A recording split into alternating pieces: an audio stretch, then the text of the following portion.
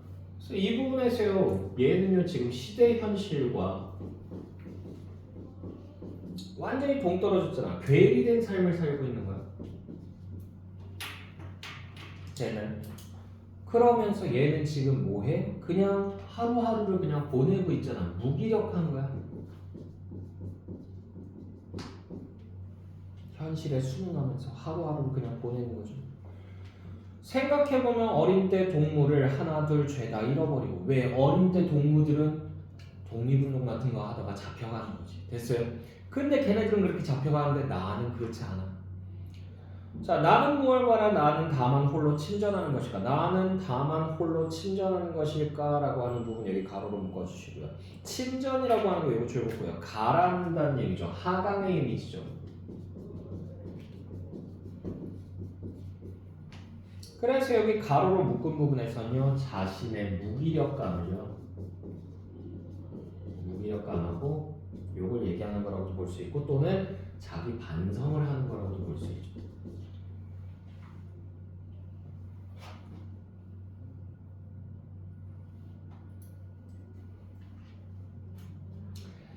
자, 그러면서요, 인생은 살기 어렵다는데 시가 이렇게 쉽게 쓰여지는 것은 부끄러운 일이다. 시가 이렇게 쉽게 쓰여지는 것은 부끄러운 일이다. 여기 두 줄 묶어주시고요.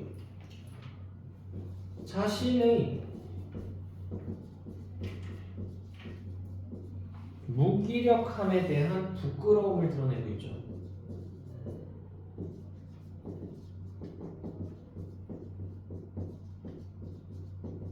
그러니까 시인이라고 하는 존재는 단순히 시만 쓰는 존재가 아니에요. 뭐도 할 수 있어야 된다는 얘기야.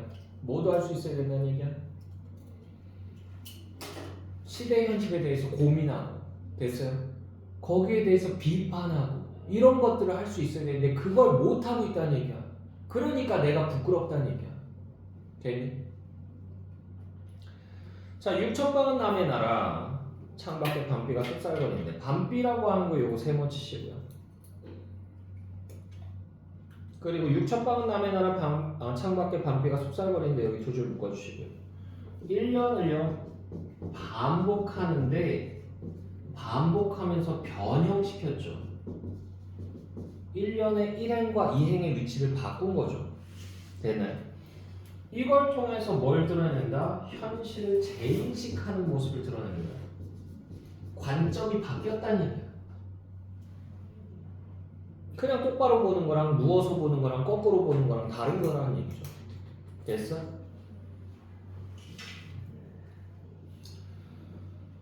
자, 등불을 밝혀. 등불이라고 하는 거 이거 동그라미 치시고요. 등불은 밝은 이미지잖아. 희망을 나타냅니다. 등불을 밝혀. 어둠을 조금 내몰고 어둠이라고 하는 거 이거 세모 치시고요. 그래서 이 어둠은 부정적 현실을 나타내죠.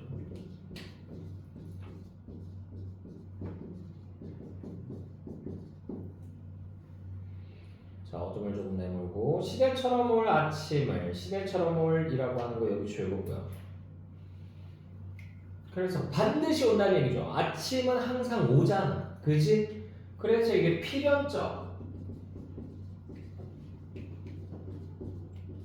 돌에 대한 믿음이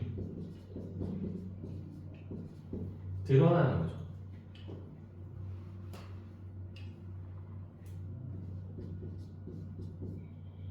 도래가 온다는 얘기예요. 그죠? 필연적으로 온다.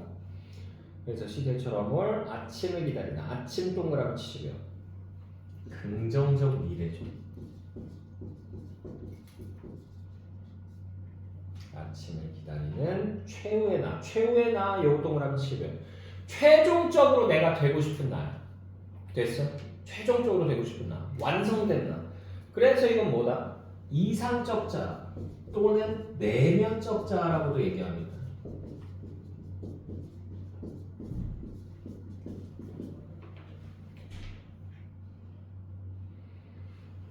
자, 그래서 나는 나에게라고 했을 때요. 나는에서의 나 동그라미 치시고요.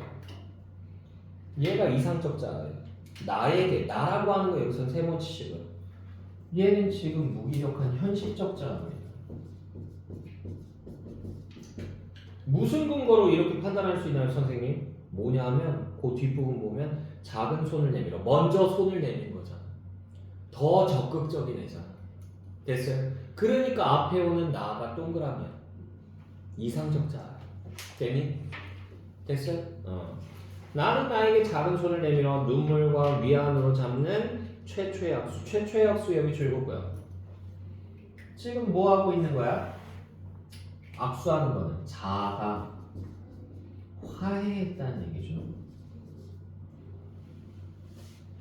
그러면서 뭐가 되는 거야? 갈등이 해소되는 거죠. 그러면서 현실을 이겨내겠다는 그러한 의지 같은 걸 드러내는 겁니다. 이해됐나요?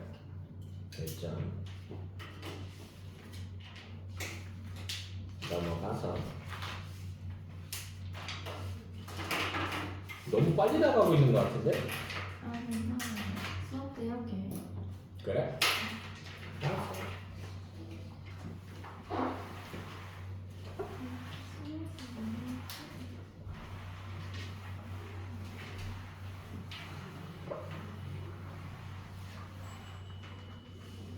잠깐만. 우리 꼬꼬마가 저기서 지금 기다리고 있어서 숙제 다